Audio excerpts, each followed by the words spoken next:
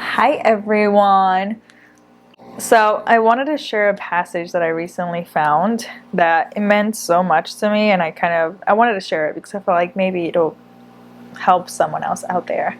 So I was reading the Bible, and this came up on 2 Peter 1:5. It came out randomly, honestly. I was in church and they were talking about this thing, and I'm not gonna lie, I was a tiny bit bored, and so I was kind of going through the pages. For some reason, I wanted to stop in this passage, and that's how this one came along.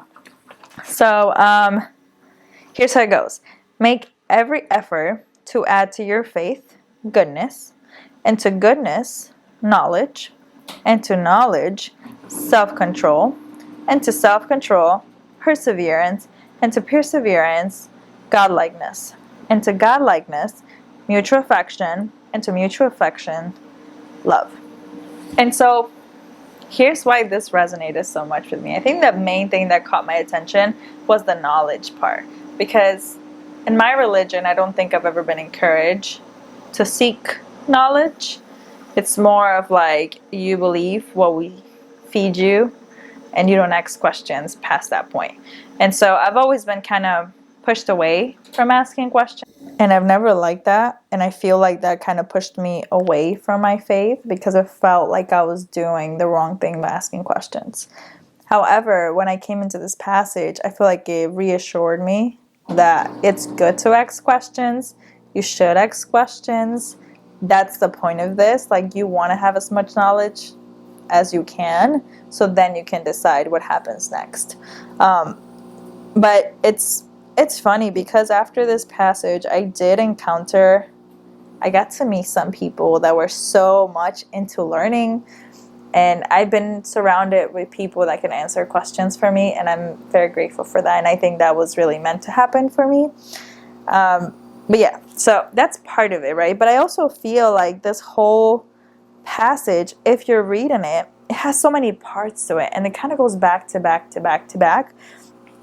And so it tells you, make every effort, right? That means that you have to put a lot of effort.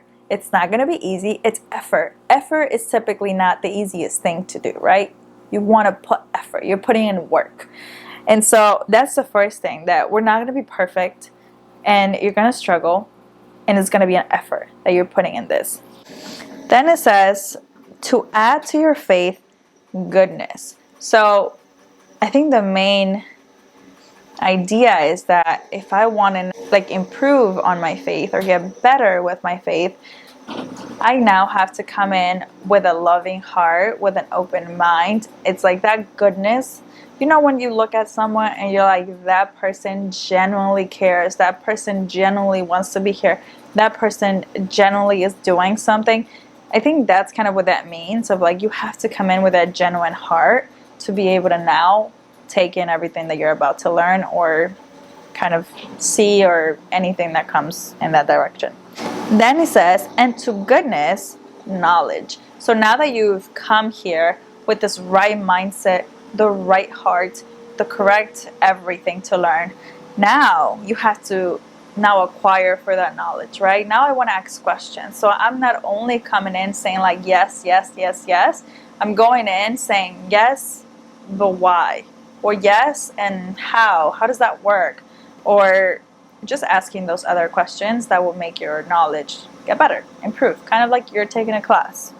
Then it says, and to knowledge, self-control. So that was the other part that I'm like, oh, that makes so much sense, because when you have so much knowledge, now you have to figure out what makes sense to you, what path you're going to choose after this. So you have to kind of figure out, what do I do with this knowledge?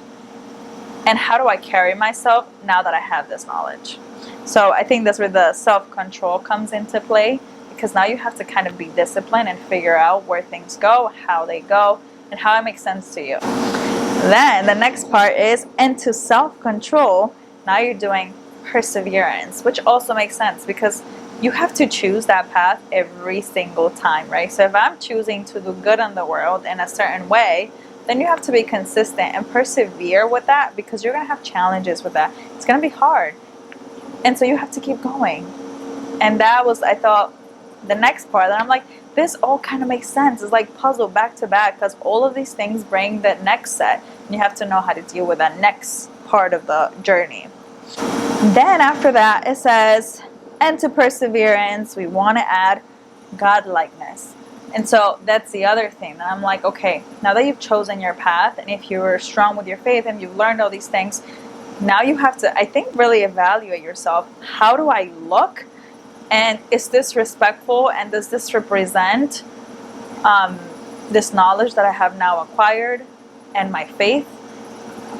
When people see me, do they see me and my faith align?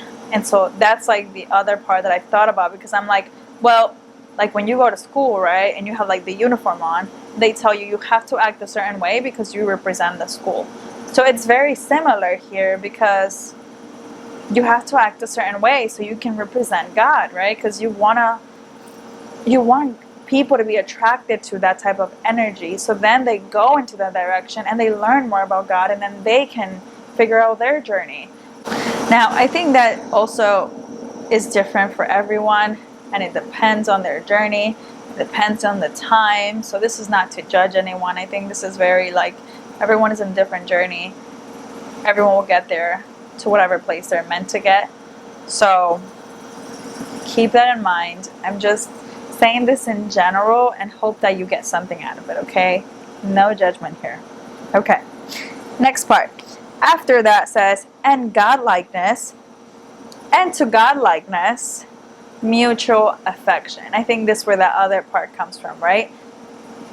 You have to kind of understand that you do not have the same journey as the other person. So just because you're in a certain place, you don't want to start judging the other person. That is your mutual affection. You want to make sure that you're being supportive of the other person in whatever journey they are, and kind of just walk with them and be their friend. Be with them, don't judge. And that's that. I feel.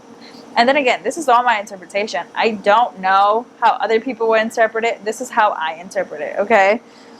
And then the last part, it actually ends with love.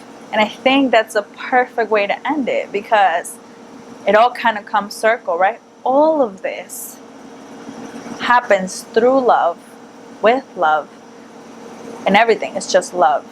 And so I think that's the biggest thing here, and where we are people that are meant to love, and that's how everything connects, our mutual love. Anyway, I wanted to share that with you. I hope you guys found it interesting. I hope you got something out of it, and let me know if you like it. Hey, maybe I'll do more of these. Who knows? Bye.